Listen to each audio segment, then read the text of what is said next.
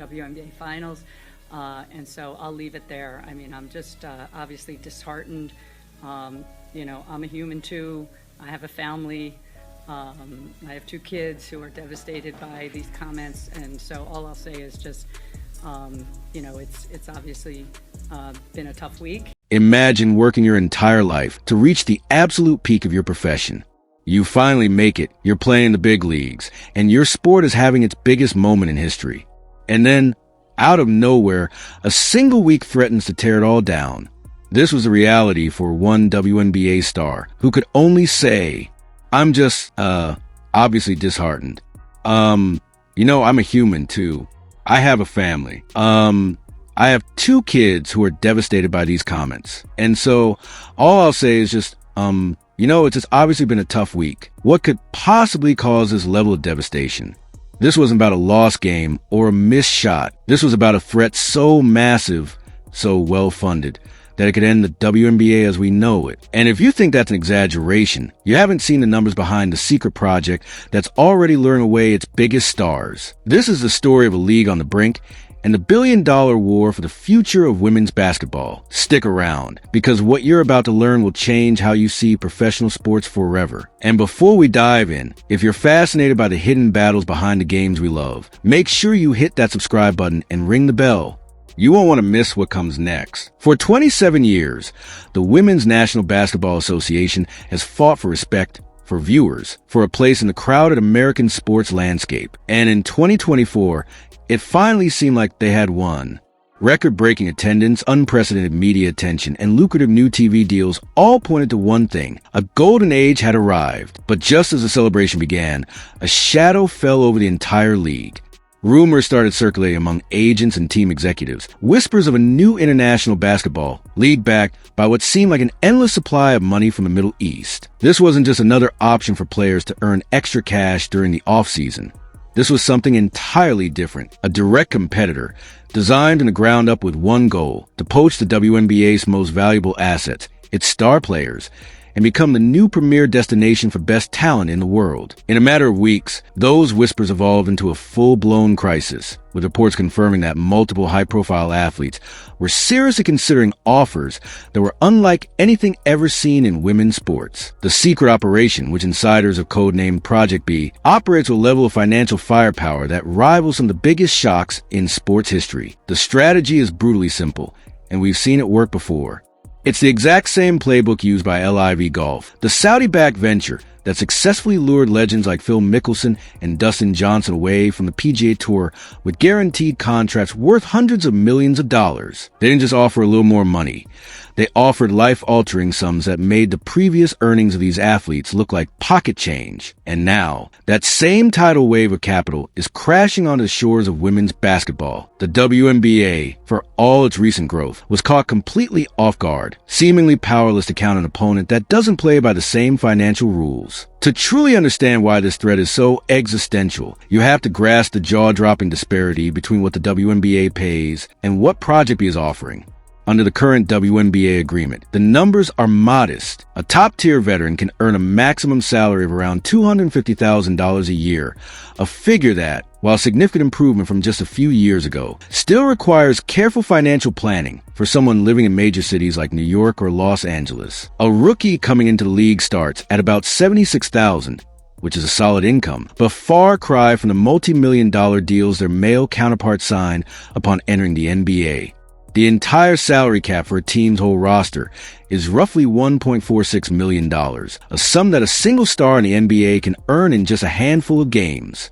These figures represent progress, but they pale in comparison to men's sports, and they are absolutely obliterated by the numbers now being discussed. According to multiple sources, Project B is preparing to offer baseline salaries of around $2 million for role players. Think about that. A player who might earn $80,000 to $150,000 in the WNBA, someone who fights for every minute of playing time and is often one injury away from being cut, could suddenly be a multimillionaire with all the financial security and opportunities that come with it. But that's just a start. For established stars, the figures become almost fictional. Mid-tier stars are looking at potential offers between $5 and $10 million per year. Contracts that would instantly place them among the highest paid female athletes in the world in any sport. And for the absolute top attractions of the league, the rumors are almost incomprehensible. We're talking about guaranteed, multi-year contracts that could exceed $100 million. Some of the most aggressive whispers suggest the league's first marquee signing could receive as much as $200 million. This isn't just a pay raise. It's a complete and total demolition of the existing economic structure of women's professional basketball, a system that has been built slowly and painstakingly over nearly 3 decades, only to be rendered seemingly obsolete overnight by an entity with seemingly limitless resources. The mathematical reality is so stark, it's almost cruel. A player earning $100,000 in the WNBA would need to play for 2 decades just to gross the same amount of money they could earn in a single season overseas. That's 20 years of grueling travel, intense physical training, and the constant pressure performing at an elite level compared to just one. Professional athletic careers are short. The window to earn is narrow, typically lasting only until a player's mid-30s, if they're lucky and avoid major injuries. When faced with the opportunity to secure generational wealth for your children, your grandchildren, and beyond, in a single signature, no amount of loyalty or patriotism can easily overcome that calculation. This is about more than just buying fancy cars or big houses. It's about funding college educations, starting businesses, securing top-tier healthcare for aging parents, and creating a legacy of financial independence that most people can only dream of. It's the ultimate security blanket, and it's being offered right now. This is the impossible choice now staring down every single player in the league, from the bench warmers to the superstars, forcing them to weigh their love for the game and their league against the undeniable call of life-altering opportunity. And for one star in particular, the decision has already sent shockwaves to the entire sport, proving that this is not a theoretical threat, but a very present and active reality. Her name is Sophie Cunningham, a guard for Phoenix Mercury. Cunningham has become one of the WNBA's most recognizable faces, known for her tenacious defense, her clutch three-point shooting, and a competitive fire that fans absolutely adore. It's not just her skill on the court, but her fiery personality, her massive social media following, and her genuine connection with fans that make her invaluable. She represents exactly the type of player the league needs to build around. Someone who draws in casual viewers and keeps them engaged, a personality as much as an athlete, and now, reports indicate she is leaving. Cunningham has reportedly secured a contract with this new international league worth several $1 million annually. To put that in perspective, this one deal would be worth more than all the money she has earned in her entire 6-season WNBA career combined, a staggering fact that highlights the sheer scale of the financial gulf. The symbolism of her departure is catastrophic for the WNBA. Sophie Cunningham is not a rookie, and she's not quite in the conversation for league MVP. She is the upper middle class of WNBA talent, incredibly popular, marketable, and vital to the league's health. The kind of player who forms the solid backbone of any successful franchise. If Project B can successfully pluck a player at her level with an offer she simply cannot refuse, it sends an unmistakable message to everyone else. No one is safe. This isn't about signing 1 or 2 big names for headlines. This is a systematic plan to build a superior league by offering superior compensation to every single player on the roster, from the last person on the bench to the biggest superstar, effectively attempting to purchase an entire ecosystem of talent in one fell swoop. And once the first domino falls, the others begin to wobble, creating a cascade of doubt and temptation that is incredibly difficult for any league to contain. But if Sophie Cunningham's departure is a crisis, then the next potential loss would be an outright catastrophe, a blow from which the league might not recover for years, if ever. There is one player in the WNBA who stands above all others in terms of cultural impact, and her name is Caitlin Clark. The rookie sensation for the Indiana Fever isn't just a great player. She is a transcendent figure, a once-in-a-generation talent who changed the entire landscape of women's college basketball and was poised to do the same for the pros.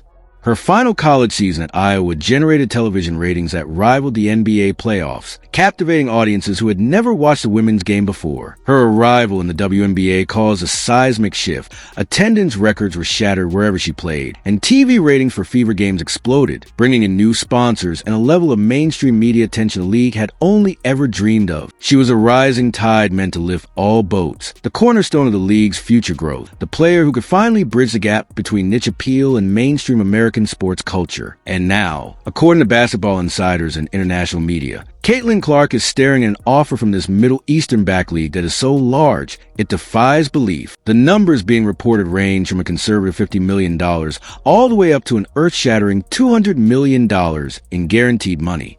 Let's be perfectly clear. Even at the very lowest end of that estimate, the WNBA cannot compete. Not now, not ever. Caitlin Clark's current rookie contract pays her $76,000 a year. Even when she qualifies for a Supermax contract, she would top out at around $250,000 annually. To earn $50 million at that rate, she would have to play for 200 years, a mathematical absurdity that lays bare the utter hopelessness of the WNBA's position in a pure bidding war. The choice, from a purely financial standpoint, is one of the most obvious any human being could ever face. It's the difference between a comfortable professional salary and wealth so vast it could redefine her family's future for generations, creating a dynasty that lasts long after her playing days are over. Of course, it's not just about money. Walking away from the WNBA means walking away from a legacy that is already being written. Caitlin Clark has the potential to be the Michael Jordan of women's basketball, the icon who transformed the sport in her home country forever, the face of a movement that empowers young girls and changes the very perception of women's athletics. There's immense value in that, both in historical significance and in long-term endorsement potential with American brands that want to be associated with a homegrown hero. But is that potential legacy worth leaving $200 million on the table? That's the multi-million-dollar question, and the weight of it rests entirely on the shoulders of 22-year-old, a burden that few people in the world could ever truly understand. It's a decision that's easy for fans and commentators to debate from the comfort of their homes, but an agonizing one for the young woman who has to live with the consequences for the rest of her life, wondering what if, no matter which path she chooses, the league will appeal to her patriotism, her duty to the game, her role in inspiring millions of young girls. But those intangible appeals are now being weighed against the most tangible offer imaginable, a number so large it can silence doubts and overshadow even the brightest of spotlights, forcing a brutal calculus between heart and wallet, between legacy and security. As the storm gathers, all eyes turn to one person, WNBA Commissioner Cathy Engelbert, a former CEO brought in to apply a business-minded approach. Her tenure has been a mixed bag, defined by both historic growth and significant internal friction. She oversaw the new TV deals and the 2024 boom, but she also faced a season filled with player unrest that often spilled into public view. Stars like Nafisa Collier publicly criticized the league's slow response to player safety concerns, especially harassment and aggressive behavior Caitlin Clark and others faced from a small segment of fans, including instances of invasive travel and inappropriate physical contact. Many players felt the league office was disconnected, unprepared for its own success, and dismissive of their legitimate worries, creating a trust gap that now makes it harder to ask for loyalty. Engelbert's defense of the league's salary structure, arguing that players must wait for revenues to grow, has increasingly frustrated the very athletes who are driving that growth, making them feel like they are bearing the cost of the league's expansion without sharing proportionally in its rewards. Now, Commissioner Engelbert finds herself in an impossible position, trapped between a frustrated membership and an external threat she has no clear weapons to fight. The question being asked in front offices and locker rooms across the league is brutally simple. If Caitlin Clark leaves, how can Cathy Engelbert possibly keep her job? The optics would be devastating, a public relations nightmare of the highest order. Losing the most important player in league history during what should be its crowning moment would be seen as an unforgivable leadership failure, a symbol of a regime that was unable to protect its most valuable asset. Rumors are already swirling of emergency meetings among the league's board of governors, with some team owners reportedly furious that the league was caught so flat-footed and is now seemingly powerless to respond. The pressure is mounting and the ground beneath Engelbert's feet is crumbling, with every new rumor of a player considering an offer acting like another tremor threatening a total collapse. But to blame this all on one commissioner is to miss the bigger picture, a global shift in the economics of sports that is far bigger than any one person or league. What the WNBA is facing is part of a much larger global playbook that has been executed with precision in other arenas. Over the past several years, Saudi Arabia has used its sovereign wealth fund to make aggressive investments in sports worldwide, from football and golf to boxing and now basketball. It's a strategy known as sports washing, aimed at improving the nation's global image through high-profile athletic acquisitions, diverting attention from other controversial issues by embedding itself into the fabric of international culture. The blueprint for Project B was written by LIV Golf, a near-perfect case study. When LIV launched, it was met with intense criticism and scrutiny over Saudi Arabia's human rights record. But it didn't matter in the end. The money was too powerful, too life-changing for the athletes to ignore. They offered Phil Mickelson a contract worth an estimated $200 million.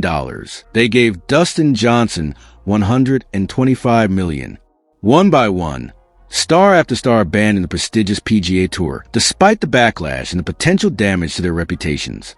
The PGA Tour fought back, suspending the players who left, but it was a battle they were destined to lose. The financial pressure was simply too immense, a classic case of a traditional business model being disrupted by a state-backed entity with no immediate need for profit. In a stunning admission of defeat, the PGA Tour announced in 2023 that it would merge with LIV Golf. They realized they could not win a financial war against a bottomless pit of oil money. The same exact scenario is now unfolding in women's basketball, and the WNBA has even fewer resources to fight back than the PGA Tour did, making it potentially even more vulnerable to a complete takeover or irrelevance. This brings us to the heart of the problem, and the reason this crisis has no easy solution, presenting a philosophical and economic quandary that may define the future of all nonprofit sports leagues. The WNBA operates within the harsh financial realities of women's sports, a market that is growing but still developing and not yet mature enough to generate the billions of dollars in revenue that the NBA commands. Despite its growth, the league is not yet independently profitable and still relies on support from the NBA, meaning its financial ceiling is inherently limited for the time being. Its revenues, while increasing, are a fraction of those in men's leagues, which means the revenue share that goes to the players, by definition, must also be a fraction. Commissioner Engelbert cannot simply wave a magic wand and produce the hundreds of millions of dollars needed to match Project B's offers. She is constrained by balance sheets, television contracts, and ticket sales, all of which, while improving, exist in a completely different financial universe than the one Project B inhabits. She is, in many ways, being set up to take the fall for a problem that was arguably inevitable in today's global sports economy, where nation-states can enter the market as players, not just as sponsors. The league is trapped in an inescapable bind. It can't pay the players what the market is suddenly offering, yet it will be blamed when those players rationally choose to take the money, a classic no-win scenario that pits heart against wallet and legacy against security in a very public and painful way. The very future of the WNBA now hinges on factors beyond its control, on the personal decisions of a handful of young women who hold its fate in their hands. Will players choose legacy over life-changing wealth? Can a new, desperate revenue-sharing model be invented overnight? Or are we witnessing the beginning of the end for American dominance in women's professional basketball, the start of a new, globally fragmented era? The first domino has already fallen with Sophie Cunningham. The entire basketball world is now holding its breath, waiting to see if Caitlin Clark will be the next. What happens next will rewrite the history of the sport, and the aftershocks will be felt in every corner of the athletic world. This is more than just a sports story. It's a look into the new reality of global athletics, where national leagues are no longer competing against each other, but against entire nations with bottomless treasuries and long-term geopolitical goals that have little to do with turning an immediate profit. It's a fundamental reshaping of the playing field, one that challenges the very American model of professional sports that has dominated for a century. If you found this deep dive into the secret war for the WNBA as fascinating as we did, let us know your thoughts in the comments below. Do you think the stars will stay or go? What would you do if you were in their shoes? And if you want to stay updated on this and other explosive stories changing the world of sports, make sure you subscribe and hit that notification bell so you don't miss our next analysis. Thanks for watching.